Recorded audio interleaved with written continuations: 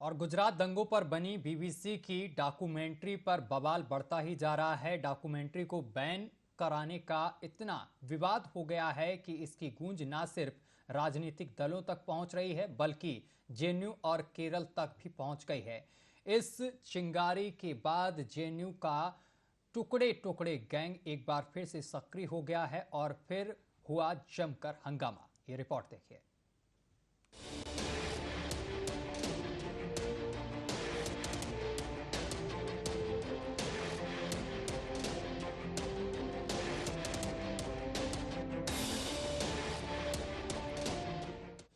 जमहूरियत वो तर्ज हुकूमत है जहां मुर्दों को जलाते नहीं दफना देते हैं और वो मुर्दे समय समय पर बाहर निकाले जाते हैं। कभी कभी वो मुर्दे खुद ब खुद बाहर निकल आते हैं। वो एक स्क्रीन को बंद करेंगे, हम 1000 स्क्रीन उनके सामने खोल के देखेंगे। वो एक व्यूअर स्क्रीन को बंद करेंगे, हम लाखों व्यूअर स्क्रीन को देखेंगे। And this is the form of protest that JNU student community will be doing it right now, right here. अगर पुलिस का दम है, अगर बीजेपी का लठबाज का दम है, वो आए यहाँ पे और स्क्रीनिंग बंद करके दिखाए। तो आप सभी से रिक्वेस्ट है, हम लोग जो क्यूआर कोड है आप में सब में बांटेंगे। This is a form of protest that we will be continuing here. And this is a request from the JNU Students Union that please do scan the QR code and we'll be starting off with the screening shortly. Thank you.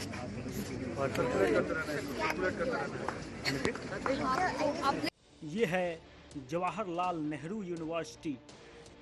बीते रात JNU के छात्र संगठनों के बीच जमकर बवाल हुआ और पत्थरबाजी की भी खबरें आई।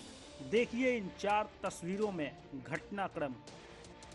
पहली तस्वीर में आप देख सकते हैं कैसे जेएनयू में पत्थरबाजी हो रही है।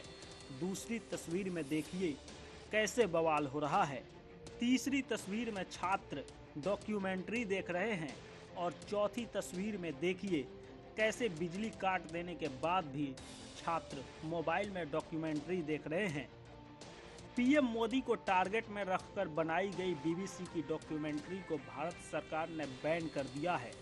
2 भागों में बनी इस डॉक्यूमेंट्री को पहले दिन ही बैन कर दिया गया, जबकि दूसरे भाग को बुधवार को बैन किया गया। सभी सोशल साइट्स ने इसका प्रसारण रोक दिया है। वहीं इसके प्रसारण को लेकर जेएनयू में लेफ्ट संगठन अड़े हुए थे।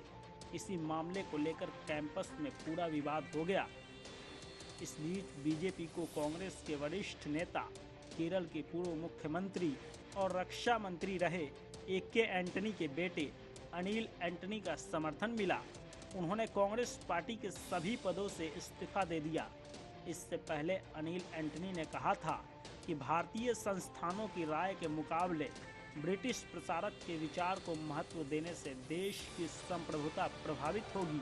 The Gujarat riots happened almost 20 years back, and it happened when I was a child. So I don't even know what happened, but I can confidently say that it is one of the darkest chapters that has happened in this country's history.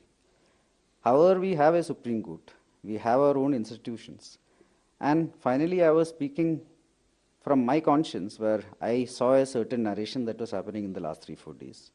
And I do think that no matter what internal differences we may have, we shouldn't let that be exploited by foreign entities. उधर AIMIM chief Asaduddin Owaisi ने BJP और PM Modi को आड़े हाथों ले लिया और कहा कि नाथूराम गोडसे पर आने वाली डॉक्यूमेंट्री को पीएम बैन करेंगे क्या। मैं वजीर आजम से पूछना चाह रहा हूं और बीजेपी के नेताओं से पूछना चाह रहा हूं, चलिए गुजरात में आपने बीबीसी का इंटरव्यू बंद कर दिया। महात्मा गांधी के कातिल गोडसे के बारे में नरेंद्र मोदी की राय क्या है?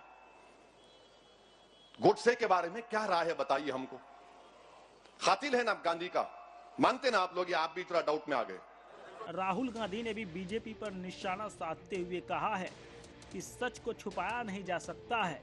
इस प्रोपेगेंडा डॉक्यूमेंट्री को लेकर विदेश मंत्रालय पहले ही साफ कर चुका है कि यह औपनिवेशिक मानसिकता से प्रेरित और लोगों को गुमराह करने वाला है। इस बीच ब्रिटिश पीएम ऋषि सुनक ने बीबीसी की इस डॉक्यूमेंट्री से असहमति जाहिर की है। उन्होंने कहा है कि इस डॉक्यूमेंट्री में पीएम के चरित्र चित्रण से मैं सहमत नहीं हूं। वही अमेरिकी विदेशी विभाग के प्रवक्ता ने कहा है कि उन्हें इस डॉक्यूमेंट्री के बारे में जानकारी नहीं, वो सिर्फ अमेरिका और भारत के बीच की दोस्ती के बारे में जानते हैं। जेएनयू के बाद दिल्ली के जामिया यूनिवर्सिटी में भी इस डॉक्यूमेंट्री की स्क्रीनिंग पर रोक लगा दी गई है। बीजेपी नेताओं का कहना है कि टुकड़े टुकड़े गैंग देश में जहर बोना चाहता है, क्योंकि सभी देशवासी जानते हैं कि बीबीसी भारत के खिलाफ हमेशा से ही प्रोपेगेंडा चलाता आ रहा है। आज के समय भारत में ही नहीं, विदेशों में भी बीबीसी की प्रासंगिकता खत्म हो चुकी है। इसलिए वो समय समय पर देश विरोधी तत्वों के साथ मिलकर ऐसे हथकंडे अपनाता है। 2002 में जो कुछ हुआ उसको लेकर देश की सुप्रीम कोर्ट में केस चला और सुप्रीम कोर्ट ने पीएम मोदी को उस केस में क्लीन चिट दी। फिर बाहरी तत्वों को समय समय पर गड़े मुर्दे को उखाड़ने से क्या मतलब, जबकि इस देश में संविधान है, संवैधानिक संस्थाएं हैं। ऐसे में साफ जाहिर होता है चुनाव नज़दीक आते ही देश विरोधी अराजक तत्व सक्रिय हो जाते हैं और देश में बैठे सबूत गैंग के साथ मिलकर देश की संप्रभुता से खेलने की कोशिश करते हैं। ऐसे में सरकार के साथ विपक्ष की भी जिम्मेदारी बनती है कि वो ऐसे तत्वों से सख्ती से निपटें। ब्यूरो रिपोर्ट के साथ Jayendra Kumar, news watch India.